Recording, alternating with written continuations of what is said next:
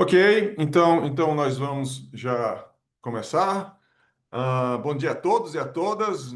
Agradeço demais a presença de todos e todas.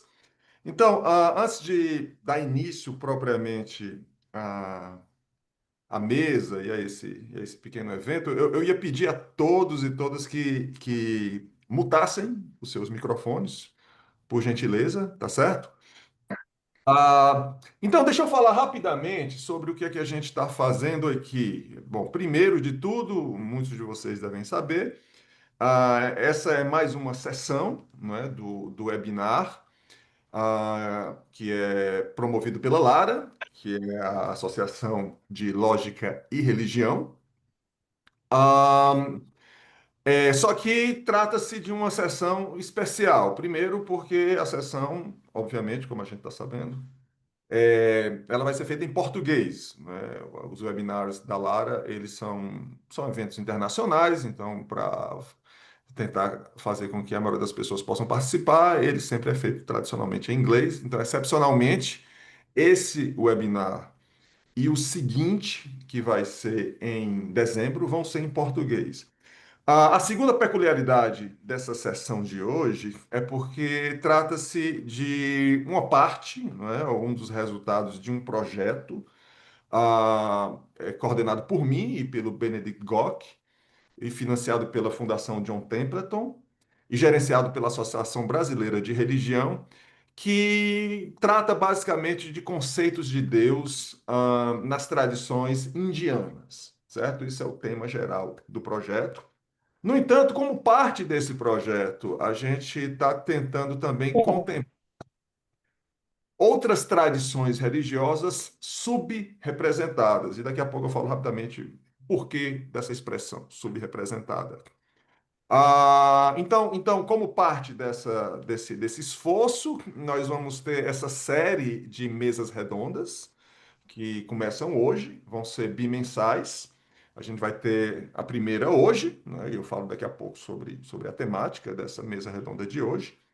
A gente vai ter a seguinte, que vai ser em dezembro, dia 18, que vai tratar acerca de concepções, né, do divino nas tradições indianas que se enquadram numa categoria que é chamada de Vedanta. Em fevereiro, no dia 19, a gente vai abordar a mesma temática, mas agora focando em tradições africanas e afro-brasileiras. Ela vai ser moderada pelo professor Eduardo Porcher. E finalmente, no dia 23, a gente vai ter uma outra mesa redonda, também focando em tradições indianas. Essas duas últimas vão ser em inglês. Então, as mesas redondas de hoje, de dezembro, em português, fevereiro e abril vão ser em inglês.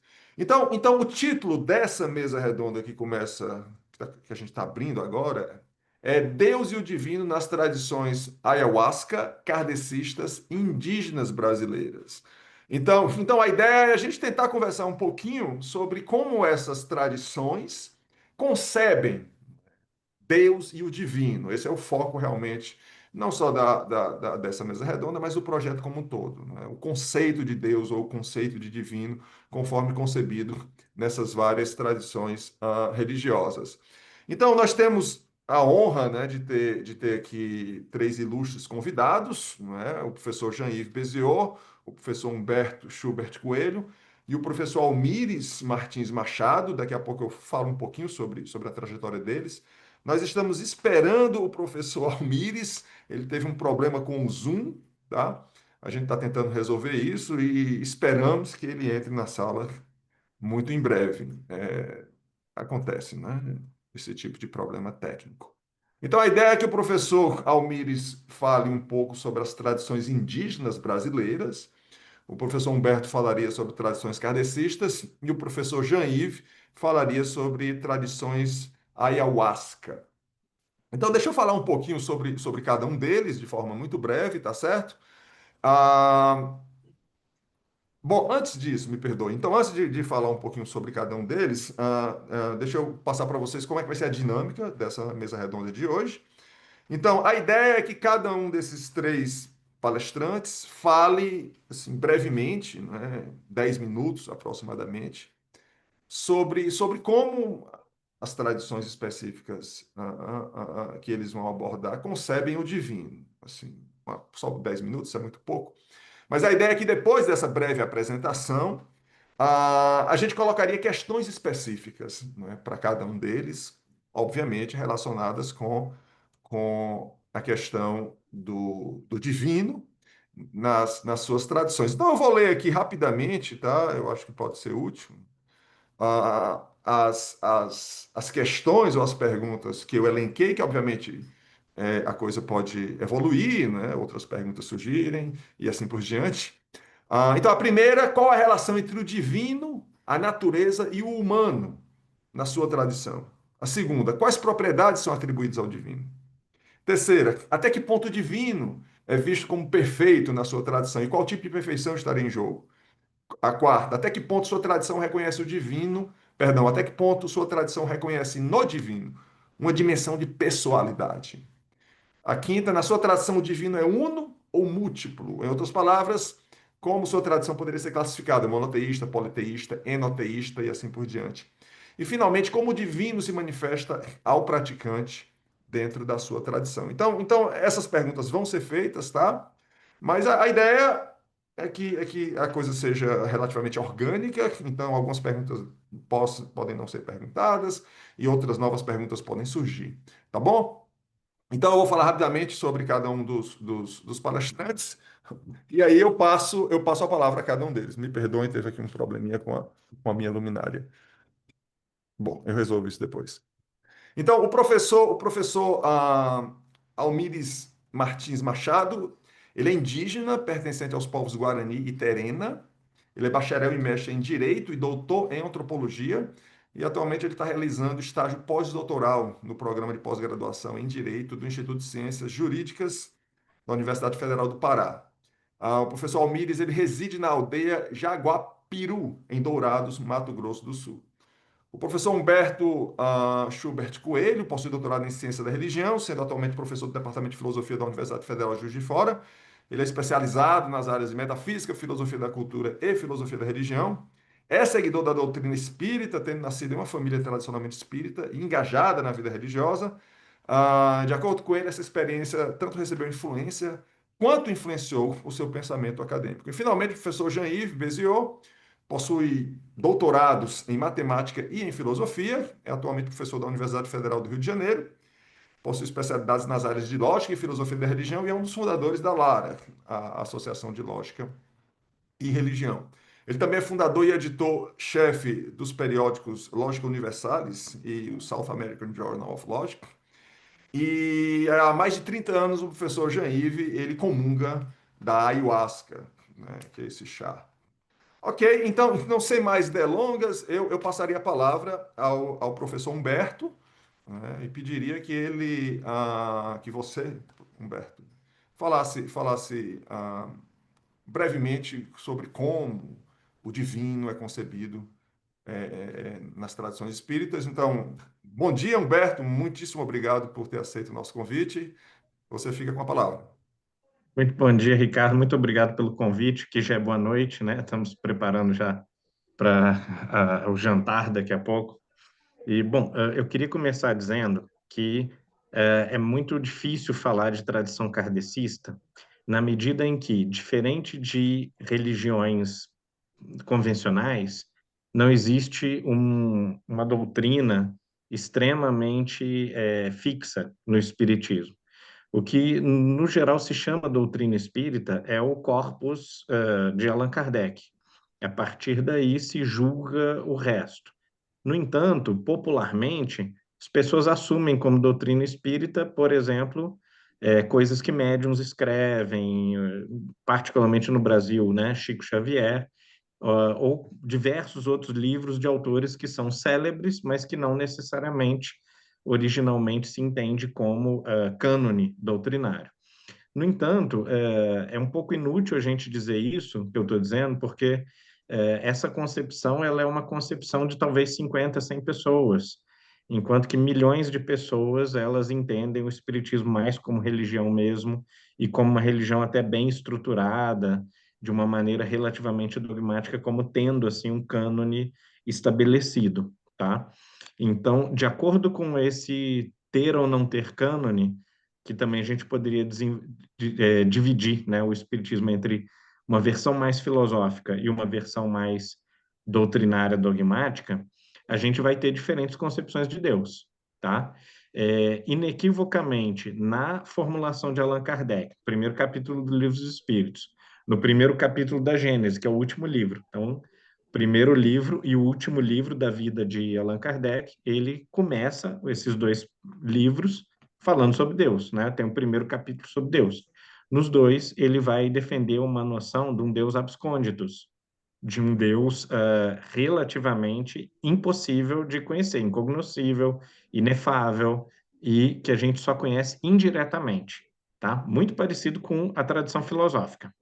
Por outro lado, o Kardec ele é mais tradicionalmente conhecido não por esse lado, uma defesa de um Deus abscônditos, mas ou de um mistério profundo, né?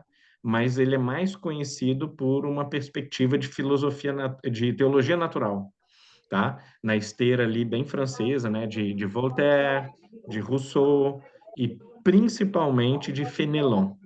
Fenelon, quando a gente lê o Telêmaco, por exemplo, outros textos de Fenelon, a gente vai encontrar uma grande semelhança com Allan Kardec. Seria o quê? Seria. Aí tem alguém falando aqui, perdão. Seria um tipo de um cartesianismo modernizado, tá? Então, Descartes escreveu lá meados de século XVII e Fenelon escreve em começo, meados do século XVIII, tá? É um cartesianismo já incorporando todas as críticas que foram feitas nesses 80 anos depois da morte de Descartes, tá? Não são só esses textos que influenciaram Kardec, porque Kardec também estuda na Suíça, com um intelectual alemão romântico, que é o Heinrich Pestalozzi, e que recebeu grande influência de autores como Kant, Fichte e Goethe. Então, é presumível, a gente não tem grandes evidências, né? Kardec deve ter conhecido bastante filosofia alemã, porque ele estudou na escola de um intelectual alemão, basicamente, de um intelectual suíço-alemão. Bom, e ele era tradutor do alemão também. Ele traduzia obras para o alemão, a gente tem essa evidência. Então, é possível que ele tenha lido bastante filosofia antes de traduzir uma obra de filosofia do francês para o alemão. Bom, então, a gente tem uma concepção de teologia natural, né? Deus é visível na estrutura da natureza, é visível na estrutura da alma humana, psicológica, moralmente falando. Então, você vai ter a lei natural, vai ter a lei moral, né? E, ao mesmo tempo em que é visível, é misterioso, ou é inefável, ou é inalcançável. Bom, o que isso quer dizer na prática? Quer dizer que o que a gente sabe, a visibilidade de Deus na natureza ou no coração humano, é uma visibilidade indireta ou parcial, como se um espelho refletisse a luz, e a gente sabe bastante a respeito da natureza da luz, mas a gente nunca consegue ver exatamente qual que é a origem. Então, um discurso positivo, objetivo sobre a origem, sobre a natureza de Deus, o Espiritismo não abona, né? Ou, não vou dizer proíbe, porque é uma filosofia relativamente aberta, tá? Não tem dogmas assim questionáveis, mas não recomenda uma tentativa de investigação da natureza de Deus, né? Eu já cheguei a escrever e falar sobre esse tema, porque, de uma perspectiva mais filosófica, sim, né? Eu me interesso por tentativas de especulação sobre a natureza íntima de Deus, e geralmente colegas, né, da lida espírita vão dizer, tá, mas isso aqui está proibido no primeiro capítulo do Livro dos Espíritos, quando se diz que ao ser humano, na Terra, não é dado conhecer a Deus, né? Não é dado perceber Deus. Falta ainda muitas etapas evolutivas do espírito humano para que ele comece a perceber Deus, né? Mas a filosofia ousa especular, talvez não conhecer, mas pelo menos especular sobre qual seria a natureza possível de Deus. Eu acho essa pesquisa bastante interessante e, na verdade, não acho incompatível com o texto mesmo de Allan Kardec e nem com o de alguns dos seus continuadores. Porque, por exemplo, Leon Denis, que é considerado o principal pensador, depois de Allan Kardec, ele vai fazer uma análise muito estética, poética, também naturalística, né? Às vezes ele usa a palavra científico, quando na verdade ele faz uma pesquisa mais de filosofia natural. Seria mais ou menos como a filosofia natural de Schelling, por exemplo, bem parecida, aliás, com a filosofia natural de Schelling, bem parecido com Schopenhauer, tá? Outro autor querido também da tradição kardecista. Para citar como exemplo também, a gente tem dois professores de filosofia que foram espíritas nesse primeiro momento, final do século XIX, que são Ernesto Bolzano, na Universidade de Bolonha, e Caldo Prel, no norte da Alemanha, se não me engano, Hamburgo. Então, eram dois professores de filosofia e os dois gostavam e tinham muito interesse em Schopenhauer, né? Na ideia de um espírito absoluto, inefável, né? No caso de Schopenhauer, irracional, mas no caso do espiritismo, inefável, e que se manifesta, que se patenteia através de uma imanência do espírito, né? Que seria a nossa própria força vital, nossa força de vontade, e que a gente consegue enxergar também nas plantas, nas pedras e nos animais, tá? E por fim, para fechar, não sei se já estourei o meu tempo, né? Mas só para então concluir, um outro conceito inescapável do conceito de Deus de Allan Kardec é o conceito de justiça. Então, há uma preocupação, talvez não assim formal, né? Quase não tem preocupações metafísicas formais, formalizadas na obra de Kardec, mas implicitamente a gente vê uma preocupação de estabelecer uma teodiceia, que é uma explicação das desgraças, dos males do mundo, da maldade humana, e nessa tentativa de explicação, Kardec vai flertar também com teorias evolutivas, evolucionistas da época, né, que estavam em curso. Ele escreve o Livro dos Espíritos 2 ou 3 anos antes de Darwin publicar A Origem das Espécies, tá? E na época também de Alfred Russel Wallace, e ele vai tentar equacionar o problema da ignorância, do mal ou do atraso civilizacional com a teoria da evolução, mostrando que os espíritos abonam, né, na conversa dele com os espíritos, abonam essa ideia de que o mal e a ignorância derivariam de um estado de cegueira, de estupidez das almas humanas na Terra, e que em outros mundos mais felizes, esse estado de ignorância já teria sido superado, o mal tenderia a desaparecer, o que tem a conveniência de ainda enaltecer a ideia do mérito, né? De que a gente constrói a nossa própria libertação do mal e do sofrimento, a nossa própria felicidade. Tá? Isso também é muito interessante porque vai ter uma série de consequências teológicas, como, por exemplo, uma certa supressão da ideia de graça, né? Ou uma graça meio pelagiana que já está universalmente distribuída como oportunidade e chance para todo mundo, de alguma maneira, ali, tentar esse progresso.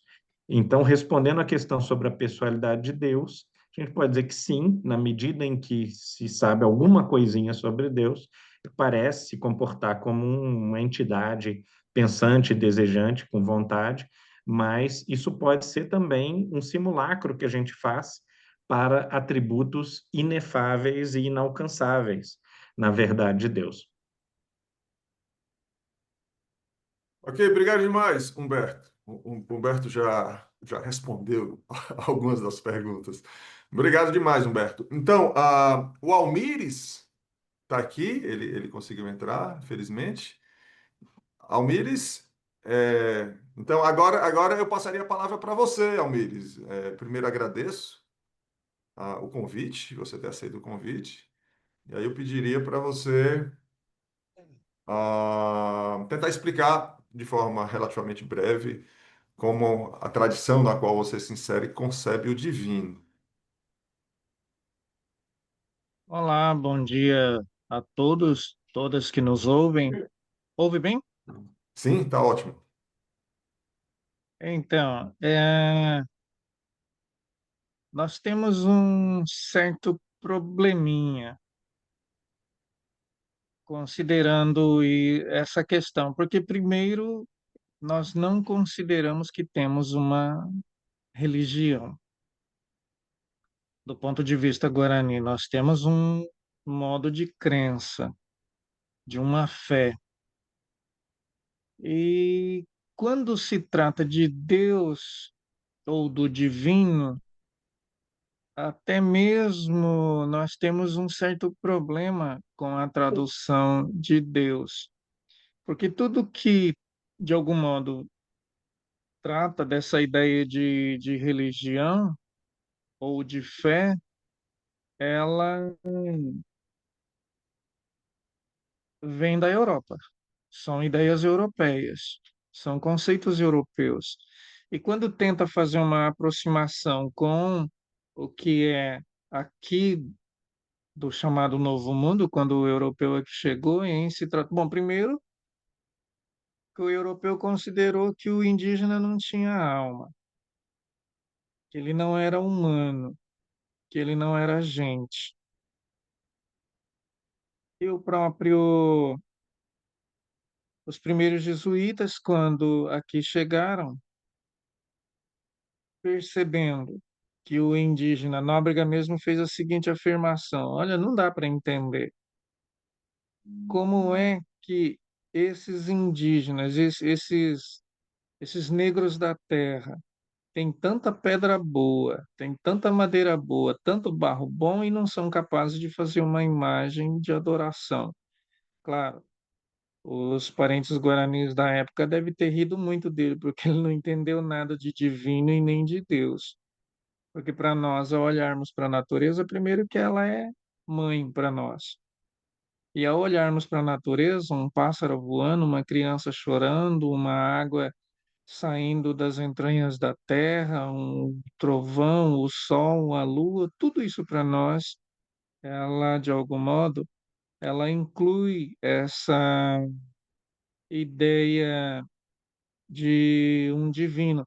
E também nós temos uma certa dificuldade para refletirmos sobre o assunto, porque o conceito de divino, no caso Guarani, ela é muito subrepresentada, foi muito mal entendida, ou foi muito simplificado, ou mesmo marginalizado, porque para nós isso advém da nossa de uma cosmopercepção e quando se trata dessa questão, digamos que se foge dessa ideia ou desses moldes ocidentais de uma entidade única, criadora, transcendente ou separada do mundo, que não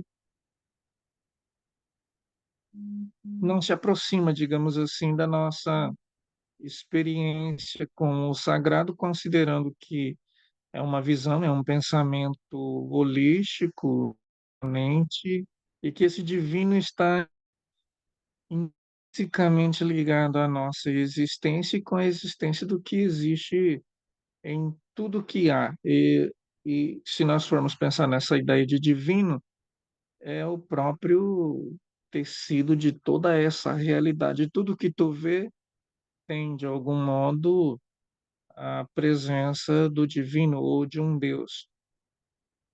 Até porque a tradução mais próxima de Deus ou do divino para nós seria Nyanderu, que é nosso Pai. E se nós formos imaginar um Deus potente, tem o Nyanderu Vusu, ou Nyanderu Tenonde, que seria o primeiro Deus. Na verdade, ele tem o poder. E o segundo, seu irmão, digamos, gêmeos, Nyanderumba Equaa, o Deus que tem o conhecimento. Poder, poder sem conhecimento não é nada. E o conhecimento sem o poder também não vai muito adiante. Os dois têm que estar juntos. E desses dois, a Nyandesu, a primeira mãe, nossa mãe, traduzindo, deu à luz a dois gêmeos, a gêmeos também, que no caso, Nhamandu, Quaraú, Quarahu, Sol, e Jaçu, Lua.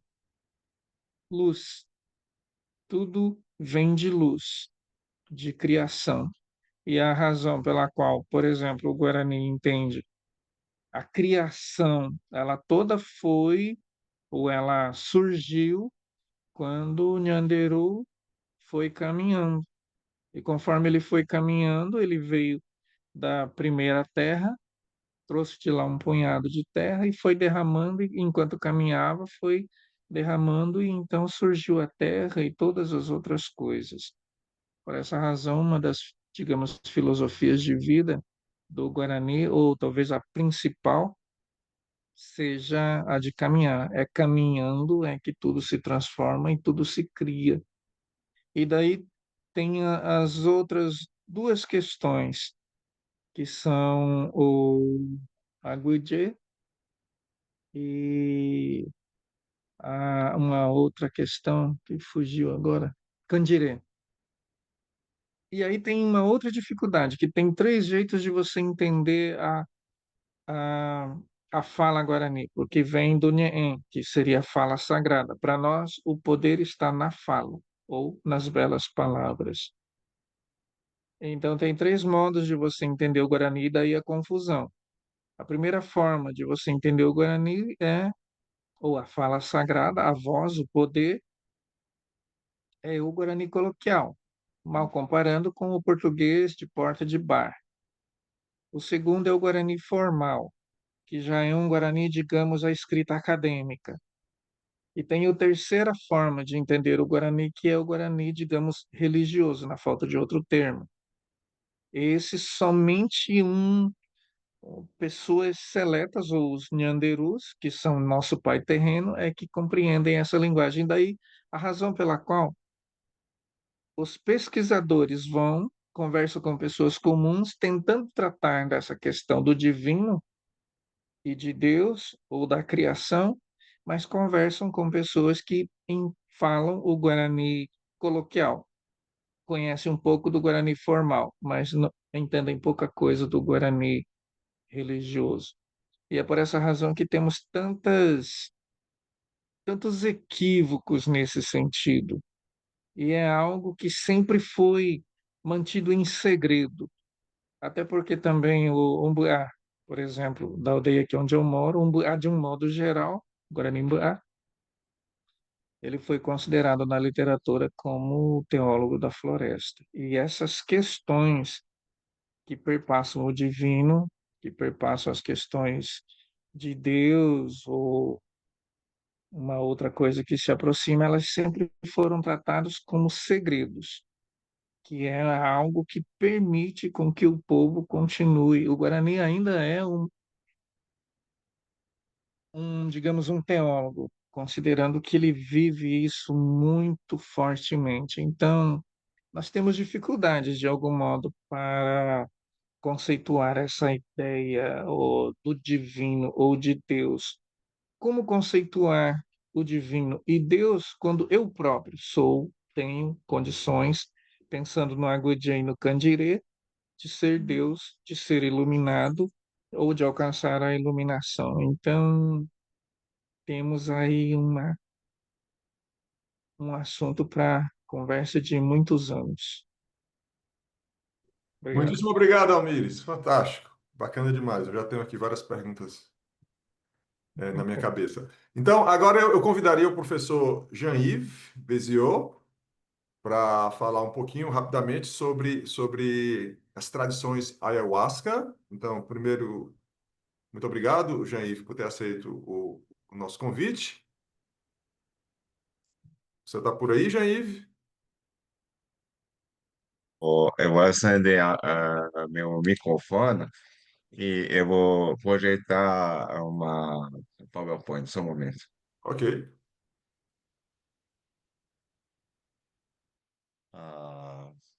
Estou abrindo,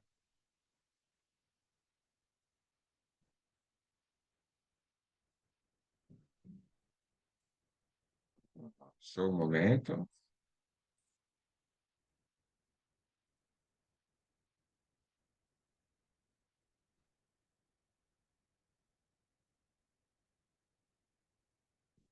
G.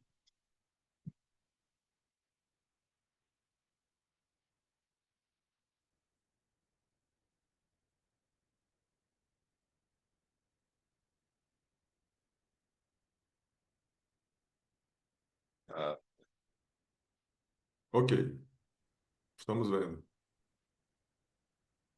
faz tempo que eu não estou fazendo compartilhamento, então Aí você teria que iniciar a apresentação. Não, aí você tirou. Estava dando certo, não Jair. sei, mas a minha pergunta é assim, quando eu clico no partage, tenho que escolher a tela, porque eu tenho muitas telas, não? Aí Então, você escolhe, deve você ser, escolhe a deve, deve, tela deve da ser- apresentação. exatamente. Isso. Isso que eu estava procurando. Então, eu Pronto. acho que aqui, vocês estão vendo a tela? Tá legal aqui. Tá bem. Então, eu vou falar coisa geral sobre a ayahuasca e depois mais específico sobre o divino. Então, a ayahuasca é uma bebida, um chá que está sendo usado no Brasil e outros países ah, da, da América do Sul e do mundo.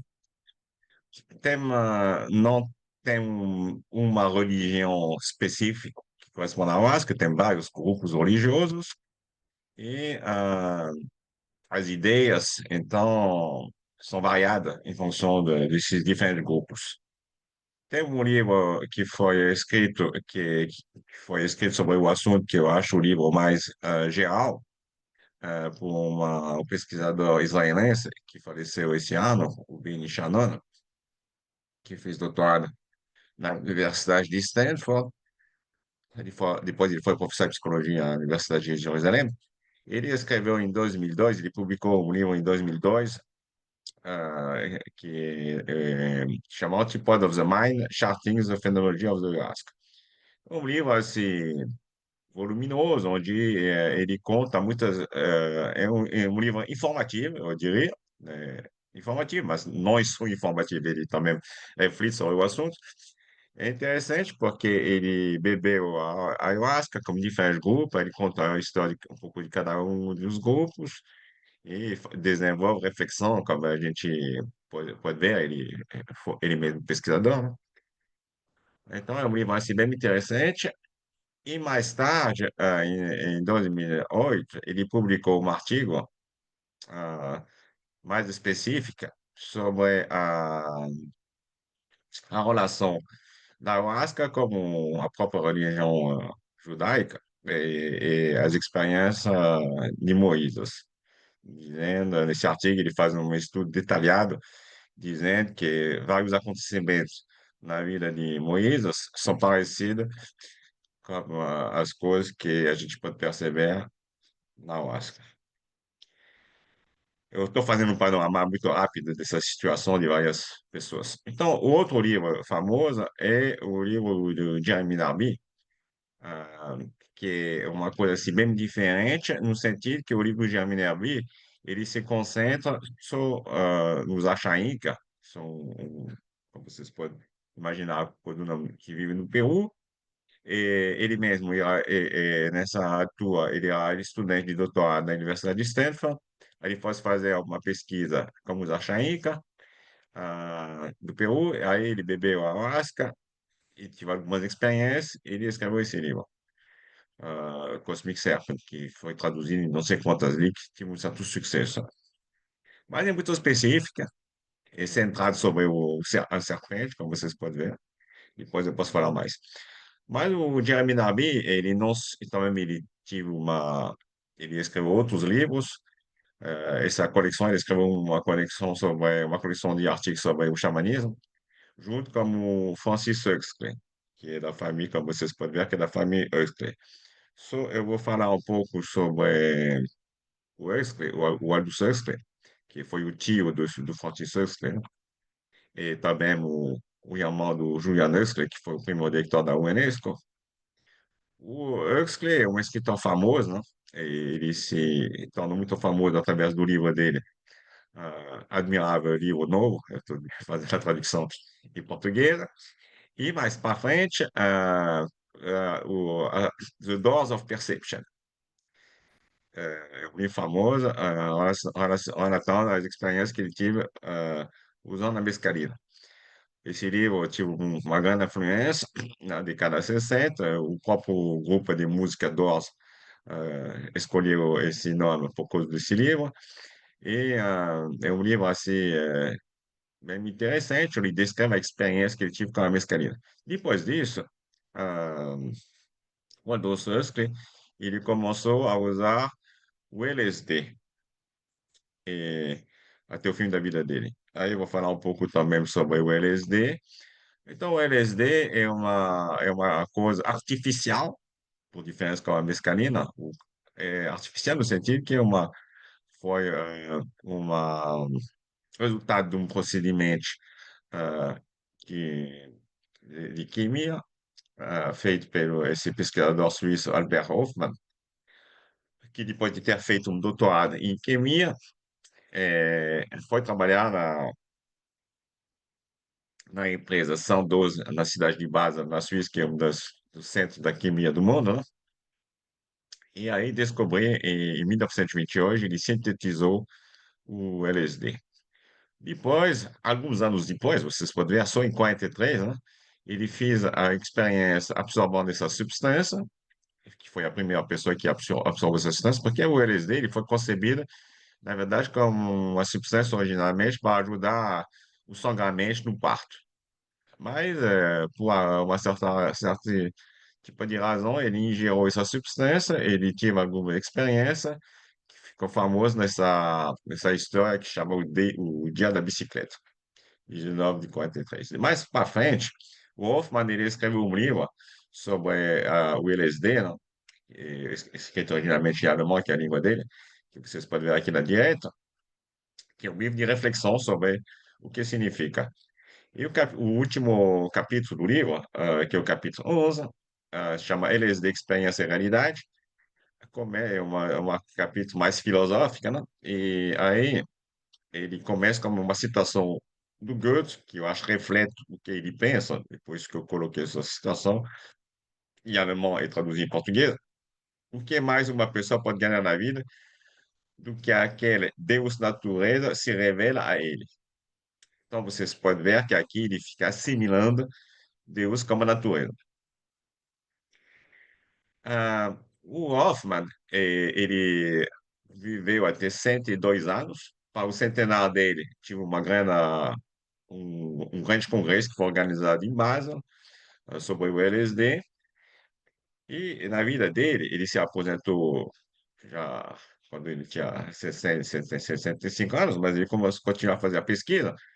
Ele escreveu um livro também interessante sobre os mistérios da Grécia, junto com dois outros pesquisadores, o Gordon Wasson e o Carl Rock. Esse livro sobre os mistérios de Eleusis reflete sobre a absorção da substância quiqueona diante desses mistérios. E faz um paralelo com o uso do LSD. Ah, a gente sabe pouca coisa sobre os mistérios de Eleusis porque sabe pouca coisa, a gente não sabe muito o que que as pessoas estavam sentindo, aprendendo nesses mistérios, porque é proibido falar. O que a gente sabe é que os famosos filósofos da Grécia, Platão, para citar o nome, e os dirigentes políticos, mesmo durante o domínio do Império Romano, tá, que o Marco Aurélio, que essas pessoas participavam desses mistérios. Aí o Gordon Wasson, ele inventou essa palavra, que é um neologismo, anteogena, em português. Enteogêneo em inglês, que é um neologismo grego, né? Para qualificar essas várias substâncias, né, que fazem um certo efeito, porque eles estão querendo distinguir qualquer substância dessas substâncias que são mais ligadas à experiência religiosa. Então, é por isso que eles escolheram essa palavra alterogênea, que quer dizer Deus dentro. Deus, a gente já conhece a palavra Deus, né? Deus dentro de si. Então, é considerado, todas essas substâncias são consideradas psicoativas, psicotrópicas, mas isso não quer dizer muita coisa. que tem uma palavra psique, que é espírito, e está acontecendo uma coisa dentro do espírito, mas enteogêneo, então, a ayahuasca é considerada como é enteogêneo, da mesma forma que o próprio quiqueona, a mescalina e outras plantas, e outras substâncias. Mas tem algumas diferenças que eu vou explicar. O que acontece na ayahuasca é que a ayahuasca não é a mesma coisa que a mescalina, por exemplo, porque a ayahuasca é uma combinação de duas plantas. O maranhão, que é um cipó, a chacona, que é uma folha. E o mistério da ayahuasca é que a gente de saber como essa união, como se fala, como essa união, essa mistura foi feita. Porque a gente, por exemplo, mas tem tantas plantas, por exemplo, na Amazônia, como ela foi feita, porque escolher essas duas plantas e também ficar cozinhando a noite inteira. Não é uma coisa assim, eh, como alguns, como a mescalina, como cogumelo, alguma coisa assim. É uma composta, é uma fabricação. E então é isso que é diferente da ayahuasca, eu diria, como outras substâncias enteogênicas. E do ponto de vista assim, mais filosófica, e a gente vê essa questão do Deus, o Maria Chacona, ele simboliza a força e a luz, que também pode ser entendido como o masculino e o feminino. Desse ponto de vista, a ayahuasca é parecido com a teoria do Yin Yang na China, e outras filosofias, outras religiões que fazem essa dualidade complementar entre o masculino e o feminino. No próprio alfabeto, tem esse livro muito interessante sobre a origem do alfabeto, as duas letras alfa, beta, que vem do hebraico aleph e beta, originalmente são ideogramas que representam de um lado, o masculino, o Aleph, e o Beta, o feminino. Está bem explicado nesse livro. Isso, mas também tem uma coisa interessante, é que quando a gente fala de alfabeto, a gente pensa em uma coisa escrita, não? Então, tem muitas religiões que são baseadas em algum livro, não? Como a própria Bíblia, não? E tem o Corão, tem na religião hinduísta, a Bhagavad Gita, e outras religiões, o kardecismo, tem, como o nosso colega estava falando, temos os escritos de Allan Kardec. Agora, na questão da ayahuasca, não tem coisa escrita. Há várias pessoas que usam, a ayahuasca não escreve. E isso é importante, ver qual é a relação entre o divino e a escritura, né? Que significa escrever, conceptual, porque a escritura é ligada à conceptualização, certo? Você pode dizer, mas se a coisa não está escrita, não está conceptualizada, às vezes as pessoas dizem que a ayahuasca é a religião do sentir, né? Mas é mais ligada ao sentido que a conceptualização. E a ayahuasca é ligada ao Império Inca, ah, e os Incas, que foi a maior civilização da América do Sul, não tem língua escrita. Isso é uma coisa até surpreendente, que uma civilização que foi tão importante não usava a escritura. Eles tinham uma maneira de ah, fazer, se comunicar, fazer alguns marcos, mas não é a mesma coisa que a escritura. E nos Incas, para os Incas, a coisa que é importante mais que a escritura é a música, se bem que as músicas incas são conhecidas até hoje. E para finalizar essa parte, então é isso. A gente está organizando um congresso ali assim, em Cusco em dezembro. Vai ter um workshop sobre lógica e espiritualidade. Todo mundo é bem-vindo para se juntar a nós. Depois eu vou responder a pergunta mais detalhada sobre divino. Obrigado, Jean-Yves. Muito obrigado. Bom, então eu acho que essa primeira parte, né, ela foi bastante instrutiva. Eu particularmente aprendi bastante. Então, a gente pode proceder da seguinte forma, tá? Eu vou fazer uma pergunta a cada um dos três palestrantes, tá certo? Uma pergunta pontual, assim, retirada em certa medida da lista que eu apresentei no início, tá certo? Mas também é, sugerida pela fala né, dos colegas, que foi feita agora há pouco. Então, eu faço uma pergunta para cada um, e depois disso a gente abre para o pessoal que tá presente, tá certo? Só que antes disso, então, eu vou fazer uma pergunta para o Humberto, primeiramente, depois eu faço a pergunta para os demais. Só que antes disso, vale a pena salientar, não é, a parte da motivação de a gente estar tendo essa mesa redonda, foi uma promessa que eu fiz no início, eu acabei não cumprindo, de explicar o uso dessa palavra subrepresentada. Então, o projeto dentro do qual essa mesa redonda se insere é um projeto de filosofia. E tradicionalmente, na filosofia da religião, tem havido uma ênfase gigantesca na tradição cristã e, em menor grau, no islamismo e no judaísmo. De forma que uma quantidade gigantesca de tradições religiosas importantes têm sido negligenciadas. Então, na filosofia contemporânea, nos últimos 30 anos, tem havido um movimento para tentar resolver esse desequilíbrio, né? Então, é nesse sentido que a gente usa a palavra tradição subrepresentada. Subrepresentada na filosofia, que são tradições que, em geral, historicamente, os filósofos têm dado pouca atenção a elas. Tá certo? Só para esclarecer o uso desse termo. Então, Humberto, eu queria te fazer a seguinte pergunta, Humberto. Na tua fala, que foi bastante instrutiva, tu mencionou logo no início, né, que Allan Kardec deixa mais ou menos claro que Deus, ou divino, vou usar a palavra Deus aqui, tá? Em algum sentido, ele é inefável.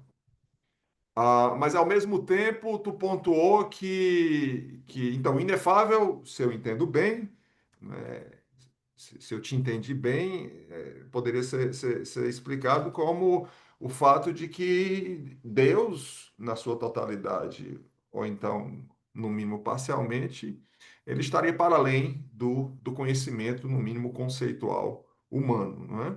E aí entra também, obviamente, a questão da linguagem, não é? Que talvez esteja mais diretamente relacionado com a própria palavra inefabilidade, né? Que Deus não pode ser descrito, não pode ser representado, e não se pode falar sobre Deus. Mas, ao mesmo tempo, tu pontuou que sim, Deus ele possui esse atributo de pessoalidade, né? Então, a minha pergunta é a seguinte: considerando esse aspecto de inefabilidade, como é que se dá para o espírita, né, para um praticante de uma doutrina espírita específica, a realização de Deus, ou falando de outra forma, como Deus se manifesta para o praticante, ou como Deus é conhecido pelo praticante, tendo em vista essa questão que, como você colocou, Deus seria inefável. Ótima, ótima questão. Bom, o termo, a expressão que aparece várias vezes nesse primeiro capítulo do Livro dos Espíritos, que é o mais filosófico da obra toda, né? Pelos efeitos se conhece a causa, pela obra se conhece o autor. Então, na prática, nós só temos a obra e os efeitos. Nós não temos o causador, o agente disponível para avaliação. Então, nós imaginamos, ou uma palavra mais bonita, né, mais elevada, especulamos, né, a respeito da natureza da origem do Criador, né? Deus em pessoa, face a face, nós não vemos, mas nós temos como inferir a sua existência, assim como ao chegar num lugar que a gente encontra um acampamento e a gente vê uma organização inteligente, objetos, né? A gente consegue desconfiar não só que alguém esteve ali, como a gente consegue desconfiar qual era o propósito das pessoas que estavam ali naquele acampamento, tá? Então, é uma forma indireta, mas racional, uma forma, quer dizer, baseada em indícios e evidências racionais. Um pouco parecido também com a forma como Leibniz e Kant vão tentar falar de um Deus também que não pode ser provado, mas que pode ser, é possível garantir alguns dos seus atributos, sem os quais não faria sentido a existência de Deus. Então, Leibniz vai enfatizar principalmente a moralidade, dizendo que, bom, se Deus for imoral, meio que tanto faz ter Deus ou não ter, né? A gente poderia muito bem ser materialista e dizer que existe uma ordem intrínseca nas coisas. Então, a moralidade de Deus ou a pessoalidade de Deus, né, não significa que Deus é um sujeito, um indivíduo, e sim que existe uma estrutura moral na realidade e que essa estrutura moral, assim como a natureza búdica ou a ideia de karma, né, ela sugere para a gente a existência de algo mais do que uma lei cega, mas uma lei que sim discerne e diferencia o bom do mal, o feliz do infeliz, o alegre do triste, né? Não sei se isso foi suficiente, né? Mas acho que bom. O segundo autor que eu mencionei foi Kant, né? Kant ele oferece sólidos argumentos, argumentos quase infalíveis, né, para mostrar para a gente que é impossível provar a existência de Deus, porque o que existe é material ou é físico, né? Então, sendo Deus transcendente, necessariamente Deus não existe, né? A existência é uma propriedade de coisas e Deus não é coisa. Então, só poderia haver, segundo Kant, um argumento moral para a existência de Deus. Isso também implica entre aspas, de novo, num tipo de pessoalidade, mas sempre usando essa pessoalidade não no sentido super ingênuo, talvez, né? Que na verdade nenhum filósofo acredita, né? De que seria uma pessoa, né? Quase como numa visão antropomórfica, e sim uma visão espiritual dessa pessoalidade. Bacana. Então, deixa eu só complementando, né? Vou fazer uma outra pergunta breve. Para o pessoal que está colocando pergunta no chat, que levantou a mão, eu peço um pouquinho de paciência, tá? Daqui a pouco eu abro a pergunta para todo mundo.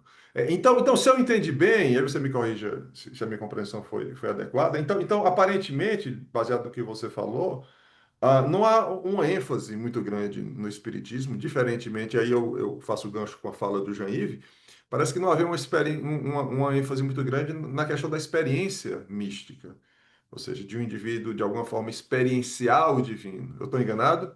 Essa experiência direta, ela não é enfatizada, não é que ela não exista, tá? Então, o espiritismo ele é ultraliberal e muito laico, também muito secular. Então, ele olha para budistas, católicos, protestantes e muçulmanos e reconhece em todos uma legitimidade da experiência espiritual, tá? O espiritismo não nega a legitimidade de nenhuma experiência espiritual. Considera todas do campo espírita, inclusive, né? Tudo isso aí é espiritual. Ok. No entanto, é enfatizada a ligação moral com Deus. Quer dizer, no seu coração, quando você é bom, você, de certa maneira, tem uma semelhança maior, um vínculo maior com Deus. Quando você contempla a natureza, aquilo que a gente chama de beleza é basicamente o reconhecimento do espírito, do intelecto, da ordem, da harmonia das coisas, né, da música, das esferas. Ok, É uma visão bacana. naturalística, portanto. Ok. Obrigado, Humberto. Obrigado. Então, agora eu vou fazer a segunda pergunta, fazer a pergunta para o Almires. Então, Almires, então, tu mencionou, assim, se eu prestei atenção e se eu entendi corretamente, né, o que tu falou na tua intervenção, em um determinado momento, né, tu falou algo como que o divino é o tecido através do qual toda a realidade é fabricada, ou algo próximo disso. Mas aí no finalzinho tu menciona a figura de Nyanderu, né, que seria o pai. E aí, em função disso, eu coloco a questão, que é uma questão que norteia boa parte do que a gente está fazendo nesse projeto, é a questão da pessoalidade, né, que eu mencionei aí na minha pergunta a Humberto, ele elaborou, etc. A questão da pessoalidade ou não do divino. Obviamente que, como a gente trabalha esse conceito em filosofia, não se trata de o divino ser uma pessoa tal qual nós, seres humanos, somos pessoa, mas basicamente a ideia de que o divino possui estados mentais, possui crenças, é capaz de interagir com outros sujeitos, outras pessoas, outras consciências, seria um conceito mais lato de pessoalidade. Então, considerando a menção a Nyanderu, né, e eu sou completamente leigo no assunto, então me perdoe se a pergunta ela for por demais ingênua. Então, considerando a aparente pessoalidade de Nyanderu, ou o aparente fato que Nyanderu é uma pessoa nesse sentido lato do termo, e considerando também a questão de que ele seria algo próximo ao Criador, né? Você mencionou que o mundo é criado através de uma caminhada ou algo próximo disso de Nyanderu, né? E aparentemente Nyanderu, você me corrige se eu perdi alguma coisa, ele cria a sua esposa, Nhandesi, né? Então, considerando essas duas coisas, dá para a gente afirmar que na tradição guarani o conceito de divino ele carrega ou engloba esses dois aspectos que são assim que aparecem em várias outras tradições religiosas. Primeiro, o aspecto da pessoalidade, que Deus seria uma pessoa nesse sentido mais lato do termo, e segundo, que Nyanderu, perdão, estou usando a palavra Deus, que Nyanderu também seria o criador e talvez a entidade suprema. Até que ponto essa minha interpretação tá correta, Palmeiras? Então, nós temos algumas questões que envolvem esse pensamento dito Guarani. Lembrando que cada aldeia se esforça ao máximo em ser diferente ou mais perfeita ou mais tradicional do que a próxima ou a vizinha. Desse modo, vai haver então diferenças na forma como é tratada a mesma questão. Bem, a própria ideia de moral, ela chegou, digamos, aqui nessas terras com o europeu. A ideia de uma moral tal e qual é tratada às vezes, ela soa de algum modo estranha para nós, nesse sentido. E quando nós vamos falar de Deus, bom, para os povos indígenas de um modo geral e em específico ao Guarani, nós não tratamos de algo separado ou sozinho ou uma só pessoa ou só um ser. Para nós existe o coletivo. Então aí você tem o Nyanderu-Vuçu, poder, Nyanderumba-Equaa, conhecimento. Junta o poder e o conhecimento, eles já existiam. Não existe um questionamento de onde eles vieram. Não, eles existem e para nós é o suficiente. Assim como a Nhandesu também já existia. Ocorre que ela ficou grávida e ela engravidou e teve gêmeos. Ocorre que ela engravidou dos dois, do Nhanderuvu-Sul e do Nhanderumba-Equá. Nasceu Nhamandu, ou Quaraú, que tinha o poder e foi depois criando outras coisas. Nasce também Jaçu, que é aí fica toda aquela questão. Ele é filho do Nyanderuvu-Sul, ele é filho do Nyanderumba-Equá. Então já começa aí toda uma ideia de que tem que ter equilíbrio em tudo, porque o conhecimento e o poder, ou a sabedoria, ela é primordial. E é ela, então, são eles, então, que são os detentores desse saber original e que ela é transmitida já a nós, humanos, por meio do Nyanderu terreno. Então, temos o Nyanderu espiritual, os deuses, ou Deus, não tem um Deus, tem vários. E daí tem aqui na Terra o Nyanderu, que mal comparando seria o pastor, o Papa, enfim. E tem um certo equívoco, porque comumente se diz pajé. Mas o pajé, para nós, em específico o Guarani, significa feitiço ou feiticeiro. Então, nesse sentido de pensar uma pessoalidade, teria que ser no plural, pessoalidades, é coletivo. E se nós formos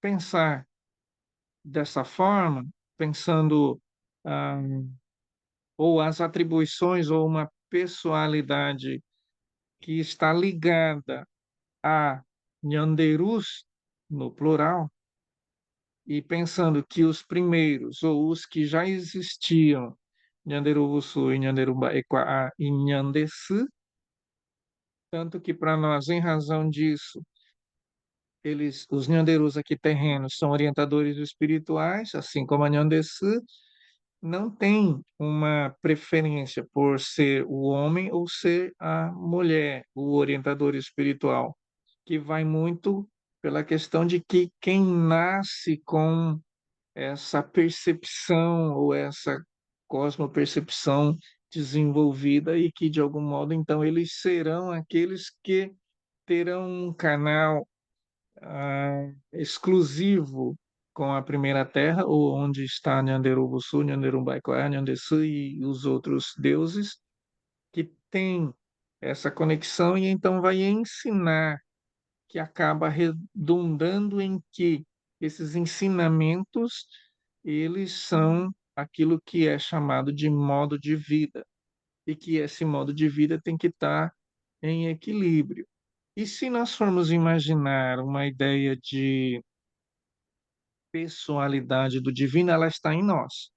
Essa Uhum. pessoalidade, ela é em nós, já que é coletivo, ela então, essas características, digamos, ou essa pessoalidade do divino, elas vão se manifestar em nós e como?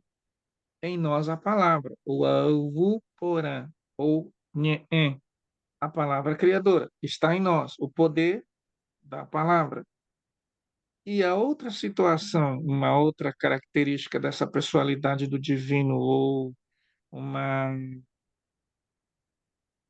propriedade, digamos assim, é o fato de cantar, a palavra cantada, ou os cânticos ou a palavra cantada é uma oração cantada. Essa é uma das qualidades do divino que está presente em nós.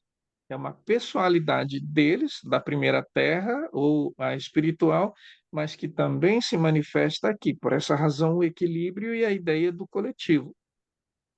A outra questão que de algum modo pode manifestar essa ideia de uma pessoalidade que está em nós, mas que está neles também, seria essa outra parte que vem especialmente do Nyanderu Baequá, ou o que aqui se diz, se denomina de sabedoria ou conhecimento.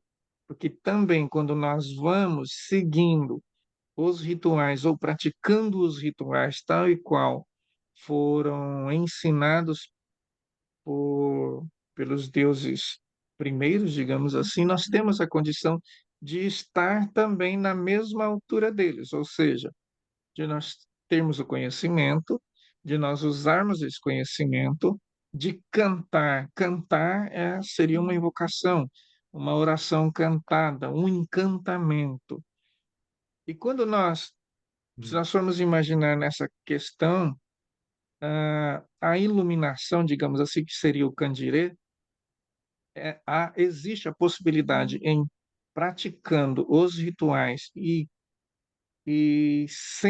mudando a forma de alimentação, os jejuns, a prática da dança para ficar leve, nós temos a possibilidade de ser como eles, ou de alcançar a iluminação, ou de algum modo, ah, o que seria uma das traduções de Candirê, ou ser luz, ou ser como Nhamandu ou Quarahu, sol, ser luz.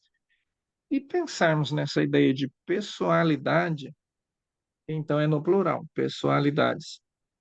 De Deus, plural, deuses. A diferença entre nós e eles, a diferença é que eles estão lá na primeira terra. Nós estamos nessa buscando ou tentando alcançar por meio dos rituais, ser iguais a eles. Então, não existe uma exclusividade, não existe ah, algo que nos separaria deles. Nesse momento, então, tendo parte do conhecimento, nós já temos a voz, nós já temos a fala, que é o poder da palavra. E esse poder da palavra sendo manifestado em cânticos ou numa oração cantada e aplicando o conhecimento recebido deles ou a sabedoria que de algum modo já também vem conosco, e quando nós passamos pelo Nhamongaraí, que é o batismo, e recebemos um nome que vem diretamente da primeira terra ou do divino ou dada pelos deuses, esse nome vai dizer muito de nós ou a nossa função aqui na terra. E é exatamente por isso que quando o nome já vem nomeando, ou já vem dizendo qual é a nossa, digamos, missão aqui na Terra, é que alguns se dedicam muito mais e que têm uma possibilidade grande de alcançar, digamos, essa iluminação ou ser luz e não passar pela morte. De algum modo, se nós formos imaginar, pensar na ideia do divino ou de uma pessoalidade, seria se praticar os rituais do modo como foram ensinados lá no início, lá nos primórdios, nós temos a possibilidade também de alcançar o ser divino. Ou seja, quer olhar para o divino, quer conhecer o divino ou Deus, olha para o próximo, que o próximo tem a condição de ser iluminado. E essa é uma outra questão, porque o que prepondera é a humanidade, sermos humanos e praticar essa humanidade de um modo tal para alcançar a ideia de uma perfeição. É Ok? algo Muito obrigado, próximo. amigo. Obrigado, muito obrigado.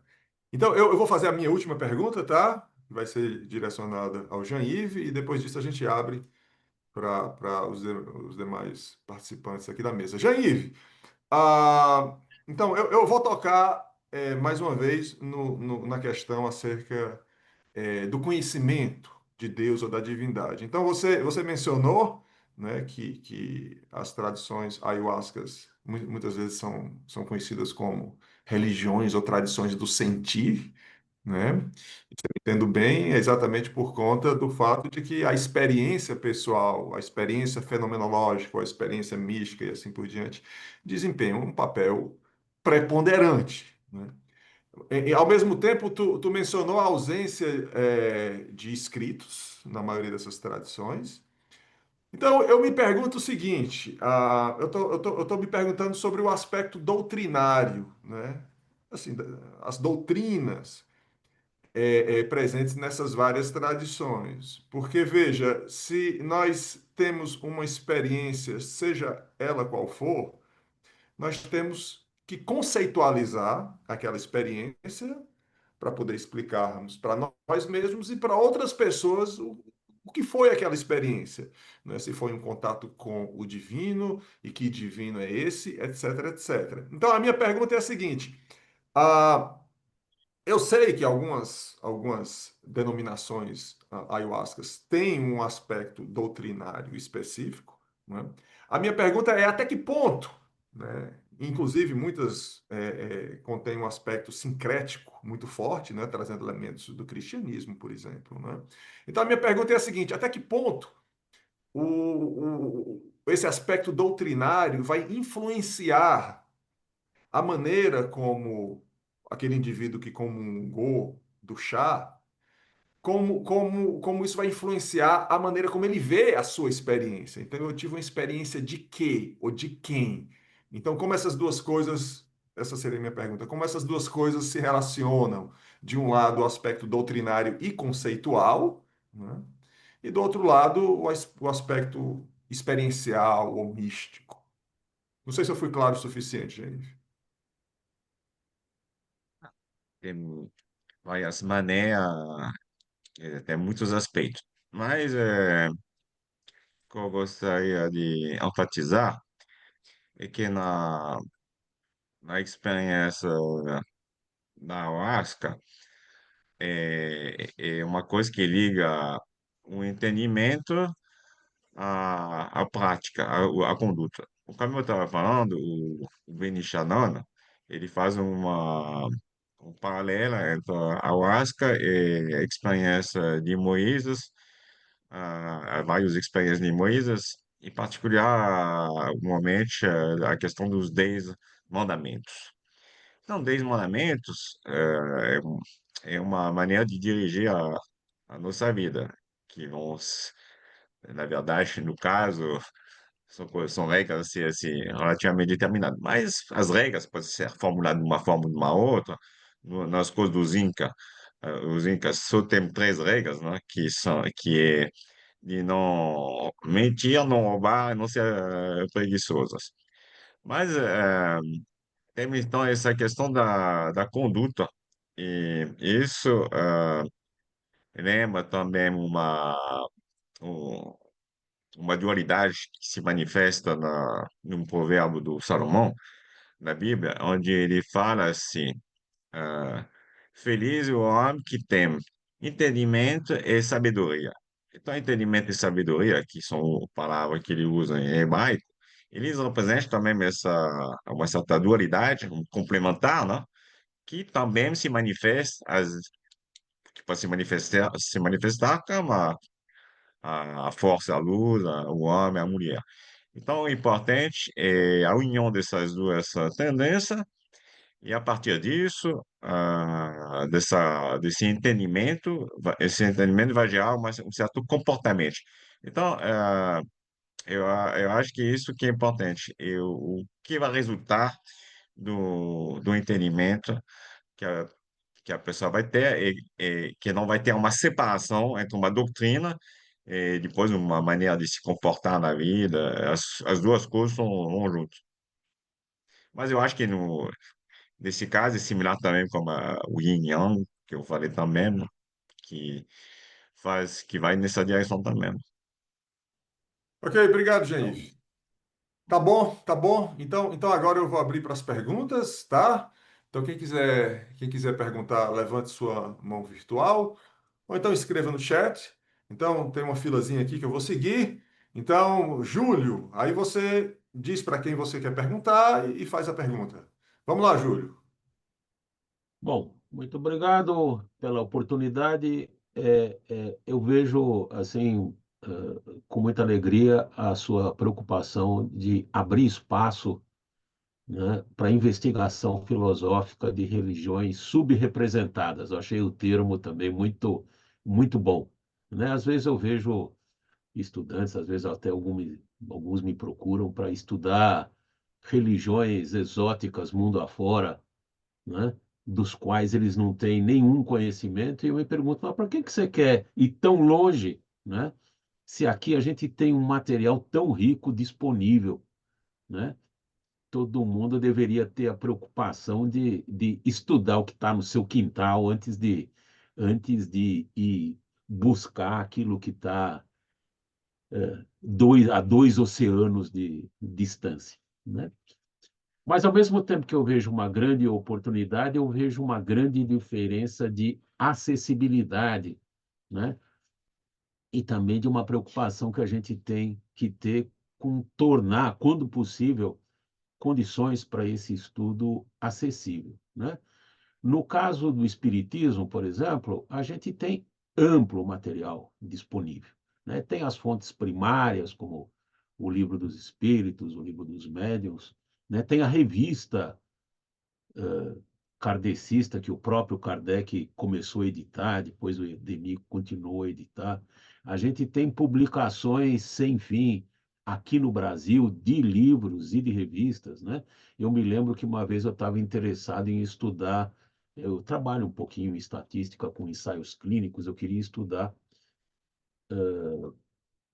o papel da homeopatia, né?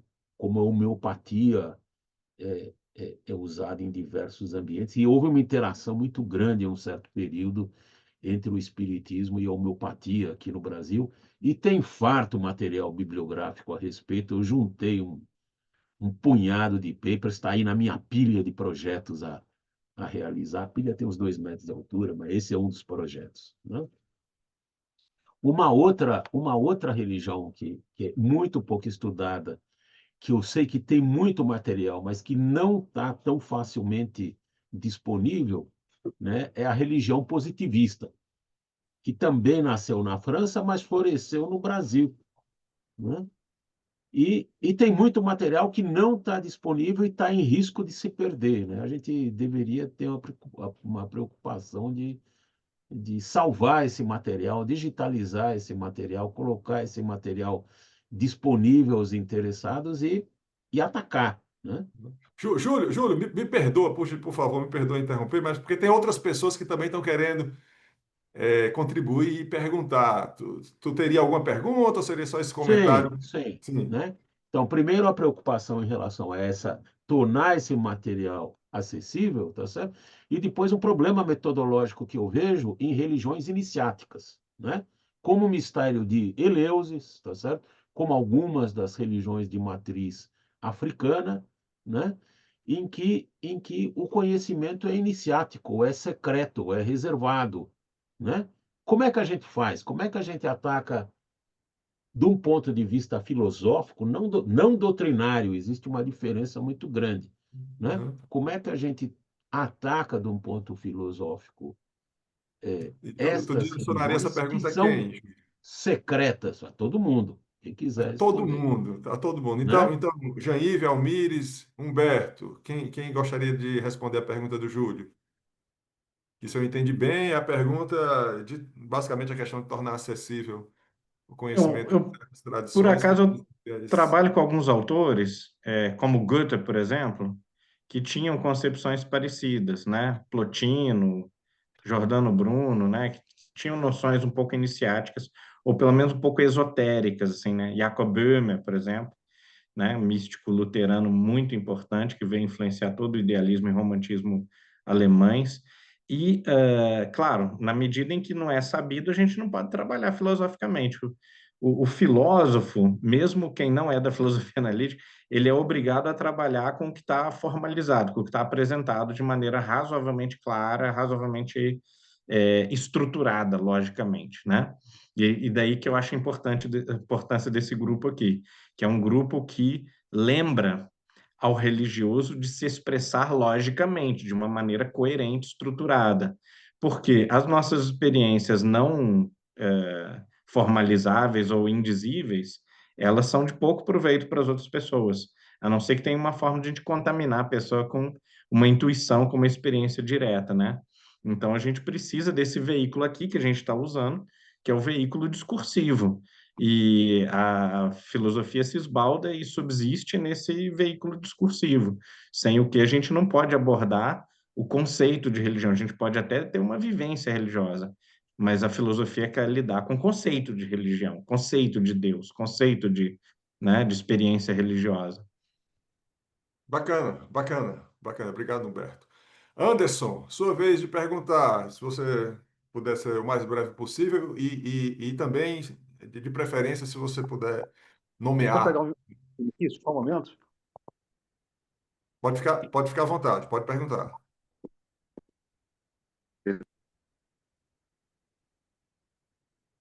Consegue me ouvir, Ricardo? Sim, conseguimos, pode falar. Ah, sim, deixa eu tirar o microfone. Por 10 segundos. O celular tá com problema. Anderson, está falhando o teu áudio. Melhorou agora? Agora está Botei o melhor. microfone. Perfeito. Pessoal, primeiramente, agradecer a todo mundo, porque esses momentos são muito raros, né? Então, eu vou tentar ser breve, mas a vontade é de passar um dia inteiro, uma semana inteira conversando sobre isso. Vamos lá. Eu fiz um apanhado de comentários sobre todos que falaram, então eu vou tentar fazer um apanhado e fazer uma pergunta para todos, né? Deixa eu só pegar o nome aqui, um momento.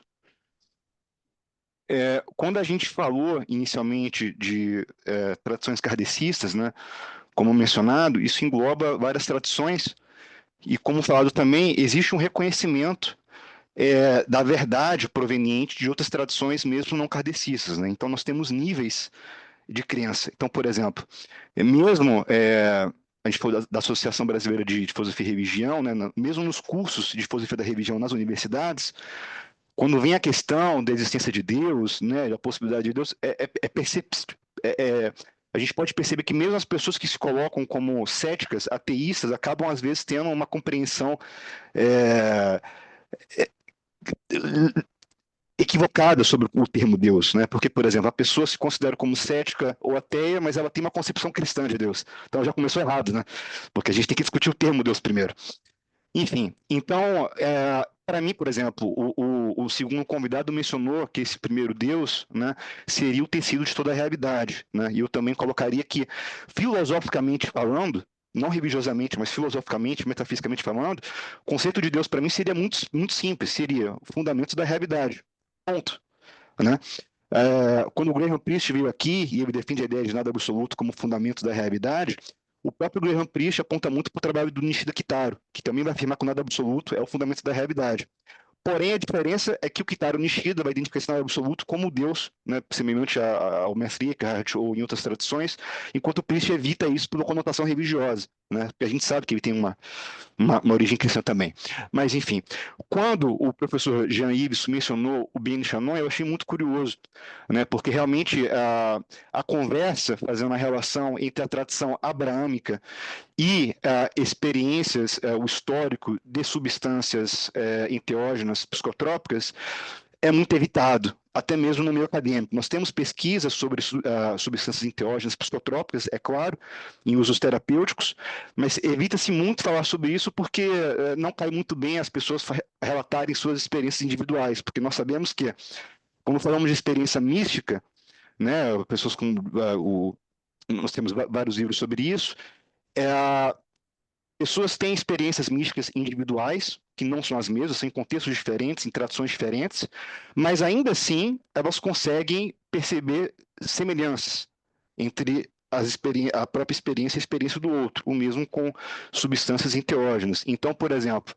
quando o senhor perguntou agora sobre o uso da ayahuasca, né, nós sabemos que, diferentemente da psilocibina, que é usada em contexto não religioso, muitas vezes, a ayahuasca é mais utilizada num contexto onde existe um conjunto de doutrinas, ou quando você vai, existe um ambiente que propicia certas imagens, certos cânticos. Então, existe é, um direcionamento a um conjunto de crenças específicas. Então, uma pessoa não toma ayahuasca, geralmente, fora de um contexto religioso específico, né? Então, para tentar formular a pergunta, vamos voltar ao início. Ao primeiro convidado, eu queria perguntar o seguinte, né? Como o senhor falou, existem níveis de crenças, né? Deus como fundamento da realidade seria o que é mais primordial. Porém, ao longo dos anos e do desenvolvimento das teologias, se a gente puder usar esse termo, as diferenças vão aumentando. Então, por exemplo, eu poderia dizer que uma crença comum ao kardecismo e outras tradições espiritualistas seria a ideia de reencarnação, desde os gregos, desde várias outras tradições. Mas conforme essas crenças vão se desenvolvendo, as teologias vão se desenvolvendo, as doutrinas, as diferenças vão aumentando e nós vamos tendo rixas. Então, por exemplo, você teve a ayahuasca, você teve o Santo Daime, a União do Vegetal, né? Os grupos de escolas como Rosa Cruz, como Sociedade Teosófica, elas partilham de ideias semelhantes, mas elas vão desenvolvendo diferenças e diferenças até não se encontrarem mais entre si. Minha pergunta seria, até onde deve-se ter cuidado para que o desenvolvimento de doutrinas e teologias não atrapalhem, né, o que seria de mais basilar para a crença em Deus, considerando Deus como fundamento da realidade? Pergunta para o convidado 1. Pergunta para o Ok, convidado 2. obrigado, Anderson. Obrigado, Anderson. Eu tenho uma para cá, Humberto, é com Ricardo. Posso você. não? A pergunta foi direcionada a você, Humberto. Por favor. Pois é, talvez eu não consiga citar letra por letra, mas Kardec pensa mais ou menos o seguinte, que as religiões piores são aquelas que dividem as pessoas, causam divisão entre as pessoas. As religiões melhores são aquelas que causam união entre as pessoas. Pensamento parecido com o que Teilhard de Chardin usa no sentido místico, que eu acho que é bem o que você está dizendo também, que quando a gente está na base da pirâmide da religiosidade, a gente enxerga na base da pirâmide as coisas muito separadas. E aí aquele outro está do outro lado, é o lado oposto, e eu estou contrário a ele. Mas na medida que você vai subindo a pirâmide, as distâncias vão diminuindo rapidamente e você vai convergindo para o foco da realidade suprema, do bem, da verdade, que não pode ser vários, só pode ser um. Legal, obrigado. Obrigado, Humberto. Então, Michael, eu ia te pedir um pouquinho mais de paciência, porque eu queria fazer uma pergunta que está aqui no chat, que é a Priscila, tá bom? Ela faz a pergunta para todos, mas eu queria direcionar a pergunta para o Almires. Então, eu vou ler a pergunta, Almires. Qual a concepção de morte, de acordo com a tradição guarani? E qual a noção de pós-morte? Existe algo após a morte na tradição guarani? Então, a ideia de morte para os povos guaranis, ela se difere da forma como é entendida fora das aldeias. Pois, como disse anteriormente, todos têm a possibilidade. Nós estamos aqui na Terra do Meio e tem a, a primeira terra da onde vieram ou aonde Hum, moram os divinos, os criadores. E aqui é como se fosse um lugar de busca de perfeição. Você tem a condição de praticar os rituais, de viver, de sentir, e é até por isso que não tem muita coisa escrita sobre uma religião guarani, até porque para nós o que interessa é o poder da palavra, é o sentir. Se quiser conhecer sobre, venha sentir conosco na Opus, que seria a casa ritual. E a morte, nesse sentido, ela não é a separação, muito pelo contrário, é voltar para a terra primeira. Aqui você veio, de algum modo, está aqui, tem um modo de vida, claro, conforme o teu modo de vida, por isso tem o termo Tecô, que é vida. Tecô, aí tem Tecoporã, tem Tecomarangatu, Tecoporã, vida boa, aí aquela ideia entre vida boa, viver bem e bem viver.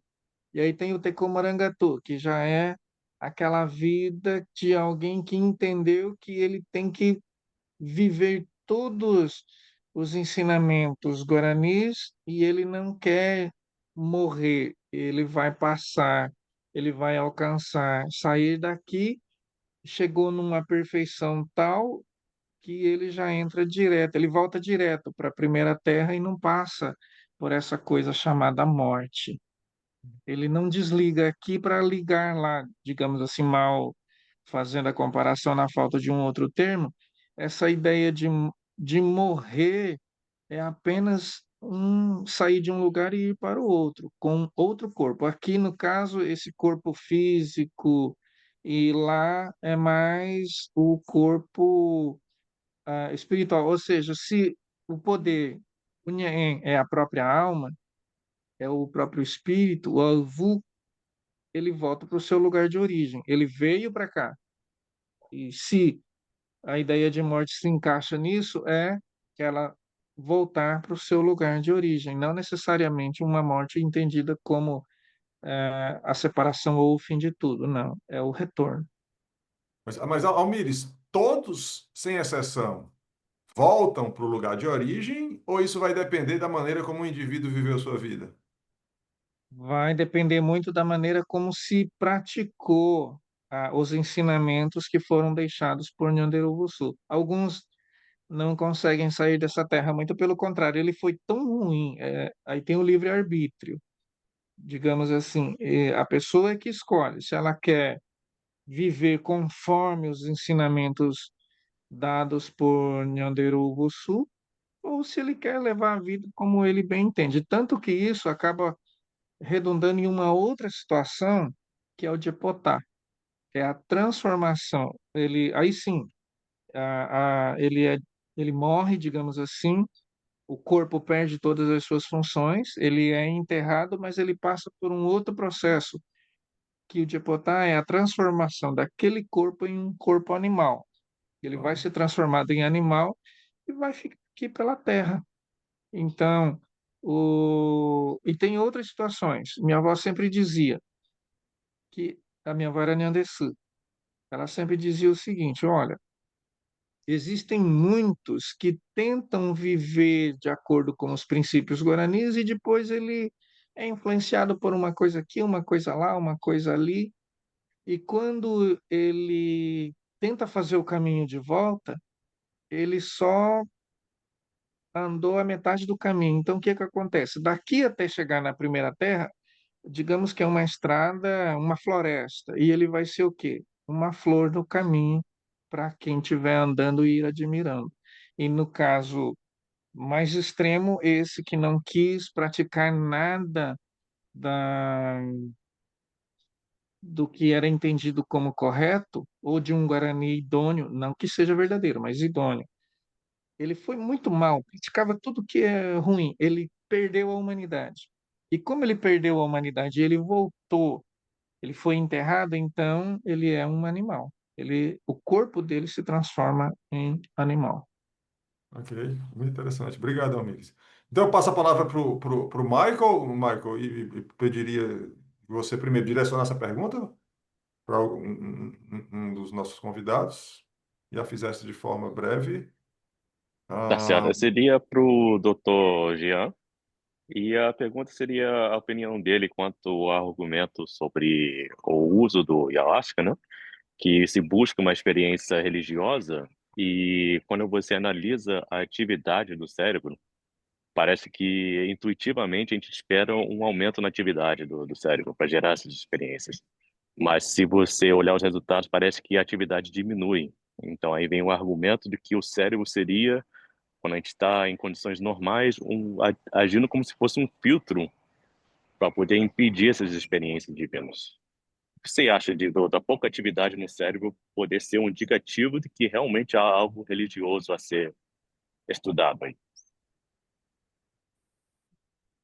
Bom, eu não sou muito especialista nesse assunto, mas o Hoffman, que criou o LSD, no livro dele, no capítulo final do qual eu estava falando, né, sobre o LSD, a experiência da realidade, ele fala sobre isso. Ele tenta, como ele é alquimista, né, ah, ele fala sobre essa questão do cérebro e quais são, como explicar o efeito do LSD em função de que está acontecendo na nossa cabeça, como a gente fala. E o Adu Sussman também fala um pouco sobre isso. Então, eu acho que é um assunto ainda que não foi estudado assim, sistematicamente. É difícil saber o que acontece. Eu não sei. É uma coisa interessante de examinar. ok. Obrigado, Jean-Yves. Bom, eu tenho aqui no chat uma pergunta da Ana Maria, direcionada a Humberto. Então, ela quer saber a sua opinião, Humberto, sobre a ideia de como a consciência, sendo parte do universo, assim como o espaço, o tempo e a energia, mudaria nossa relação com o sagrado. Então, o fato, se eu entendi bem, da consciência ser parte do universo, como isso mudaria a nossa relação com o sagrado. Poxa, brilhante pergunta, porque isso vai justamente enfatizar o que eu disse, que é uma metafísica, uma religião naturalística. Então, quer dizer, a consciência é parte da equação da estrutura da natureza da realidade, tá? Claro que a natureza, né, vai ter níveis muito diferentes entre o psicológico, subjetivo, espiritual e o material, físico, né? Mas essa integração entre os dois aspectos da natureza vem lembrar a gente que, primeiro, não existe conflito entre físico e espiritual, entre material e mental, não tem nenhum conflito, né? Então, é uma visão, de certa maneira, monística. A maioria das pessoas vê o espiritismo como o oposto, como uma visão dualística radical, né, entre espírito e matéria. até com, assim, com prejuízo da matéria ou demonização da matéria, quando na verdade a concepção ela é uma concepção mais naturalística, tá? Muito mais parecida com a do romantismo ou a do neoplatonismo do que com concepções, digamos assim, teológicas tradicionais. Então, essa consciência, sendo parte da estrutura da realidade, ela vai ser acessada, vai ser descoberta quase que cientificamente, pelo estudo, pela experiência, pela maturidade, e a experiência religiosa, então, ela vai estar na proporção desse conhecimento da natureza, inclusive da natureza do nosso próprio espírito. Ok, ok, obrigado, Humberto. Então, eu vou fazer aqui o que talvez seja a nossa última pergunta, tá? Na verdade, é uma continuação à pergunta anterior que a Priscila colocou ao Almires, é um complemento, né? Ela pergunta sobre a Terra primeira, né? Existe alguma concepção dessa origem, ela coloca? E um segundo ponto que ela coloca relacionado com a minha pergunta, né? Se todas as pessoas vão para a Terra primeiro ou só apenas as que viveram de uma maneira específica, né? Aí ela pede uma confirmação. Então, existe um discurso moralista nessa concepção também. Bom, essa primeira Terra, ela é conhecida no mundo acadêmico como Eumananã, ou a Terra Sem Males. Na verdade, Sem Males foi uma tradução feita por não indígena. O que mais se aproxima seria uma terra sem sombras, é uma terra de luz, onde só tem luz, não tem sombras. E se o mal, de algum modo, o mal no sentido de perder a humanidade e agir como animal, nesse lugar não, é tudo luz. E, de fato, uma boa parte do Guarani não vai conseguir chegar nesse lugar. Muitos vão ficando pelo caminho e outros vão ficar aqui mesmo nessa terra. Ela também é chamada de Uju, ou terra madura, ou Utenondê, a primeira terra. Ela está em algum lugar próxima dessa. Aqui é o lugar, aí se nós pensarmos na questão do espaço e tempo, aqui é um espaço e tem um tempo. Lá é também um espaço, mas onde o tempo não conta.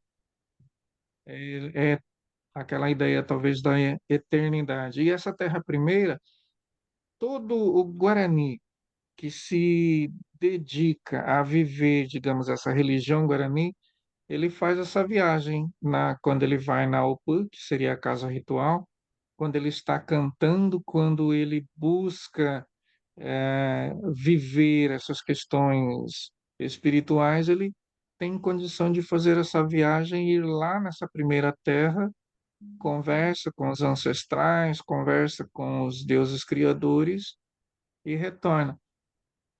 Eu te confesso que fico com uma certa dificuldade de responder de uma questão moral, porque ela está muito atrelada ao que chegou aqui com a ideia do cristianismo, talvez entre o bem e o mal, nesse sentido. Ah, é que às vezes elas acabam se aproximando, se confundindo, e para nós talvez o termo mais próximo seria entre o certo e o errado, ou talvez nem isso, mas entre ser humano e não humano. Você agindo ou praticando ações que vão demonstrar a humanidade, e aquele outro que age e pratica ações que demonstra não ter uma humanidade, como, por exemplo, matar o outro, enganar, enfim, situações nesse sentido. Ok? Obrigado, Almires. Então, nós já, na verdade, estouramos o nosso tempo, tá certo? Então, infelizmente, a gente vai ter que encerrar por aqui. Mas aí, se os nossos três convidados quiserem falar brevemente, tentar dar um fechamento à sua fala, se for o caso, de outra forma, a gente encerra. Quer que você quer falar alguma coisa, Jean-Yves? Não, sou falando por esse imagiar, dizendo que no supojeito, né, sobre a lógica e a religião, gostaria de lembrar que a gente começou junto com o Ricardo, organizando esse evento em João Pessoa, em 2015, e que vamos organizar, então, o próximo grande congresso sobre a lógica e a religião em Vancouver, no Canadá, no início de julho, todo mundo é bem-vindo, e que antes disso vai ter um workshop muito interessante sobre lógica e espiritualidade durante o Unilog em Cusco em dezembro. Bacana. Humberto, você quer falar alguma coisa? Carlos, agradeço o interesse, né? Me parece que há aí espaço e boa vontade para vários encontros desses sobre esses temas, né? Muito obrigado, muito boa noite. Bacana. Almires?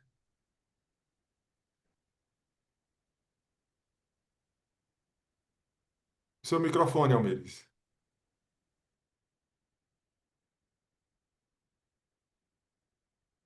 Então, agradecendo o convite para estar aqui, essa é uma conversa que geralmente é feita na casa ritual, na aldeia, se reúne, se senta, se conversa e se vai respondendo as questões. E se alguém tiver um interesse em compreender, na verdade, mais do que compreender, em sentir, para depois ter aquilo que nós chamamos de o poder da palavra ou a voz, que é aquela que vai expressar o que sentiu, visite uma aldeia Guarani, vá até a Opã, vá lá sentir todas as emanações ou as energias do lugar e a origem dessas energias. Muito obrigado. Ok, então eu agradeço mais uma vez, não é, ao professor Almires, professor Humberto, professor Jean-Yves, por terem gentilmente aceitado o nosso convite. Agradeço a todos os que apareceram, não é, perguntaram. Pelo menos para mim foi uma experiência muito bacana. Espero que tenha sido minimamente proveitoso para todos, tá? Desejo um bom dia, ou para o Humberto, boa noite. E lembrando que o próximo webinar referente a esse projeto de tradições religiosas subrepresentadas vai ser em dezembro, no dia 18 de dezembro, tá certo? Mesmo horário, é uma quinta-feira também. Então, tchau, tchau. Abraço a todos.